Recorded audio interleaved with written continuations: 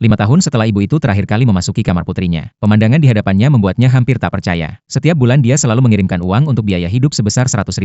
Namun lemari pakaian putrinya kosong begitu saja. Bahkan satu-satunya sepasang sepatu kain yang ada sudah robek dan tak berbentuk. Sementara itu di kamar keponakannya, tumpukan mainan mahal dan makanan ringan memenuhi ruangan. Apa yang membuat sang ibu semakin tak bisa menerima adalah, dia menemukan buku harian putrinya. Tulisan yang padat dan penuh kata-kata itu seperti duri yang menusuk hatinya. Barulah saat itu, pasangan suami istri itu akhirnya mengerti betapa rendahnya kehidupan yang dijalani putrinya selama ini. Ternyata sejak mereka memiliki anak, mereka pergi ke kota untuk memulai usaha, dan menyerahkan putrinya untuk tinggal dengan nenek di kampung. Seiring perusahaan mereka berkembang, uang yang dikirimkan setiap bulan semakin banyak. Namun nenek lebih mengutamakan cucunya laki-laki. Segala uang yang ada digunakan untuk memenuhi kebutuhannya. Bahkan untuk putrinya yang kelaparan makan pun menjadi kemewahan. Hari itu putrinya tak bisa menahan diri lagi. Dia diam-diam menggunakan ponsel nenek untuk menghubungi orang tuanya. Dengan tangisan dia memohon agar mereka segera pulang menjemputnya. Namun orang tuanya sedang sibuk dengan urusan perusahaan. Mereka berjanji akan pulang setelah semuanya selesai. Namun putrinya tak pernah menunggu mereka kembali. Karena pada saat nenek menemukan dia menelepon, dia kembali dipukuli dengan sangat keras. Dan pada malam yang penuh hujan dia dipaksa berlutut di depan pintu dari malam hingga pagi. Akhirnya putrinya yang kekurangan gizi jatuh sakit di tengah hujan. Ketika pamannya menemukannya dia sudah sangat lemah dengan demam tinggi. Pamannya langsung berniat membawa putrinya ke rumah sakit. Namun nenek dengan keras menentang. Dia berkata biarkan saja tidur nanti akan sembuh sendiri. Saat itu orang tuanya yang berada di kota menelepon pamannya. Mendengar anak mereka sakit mereka sangat panik. Segera mereka mengirimkan $20.000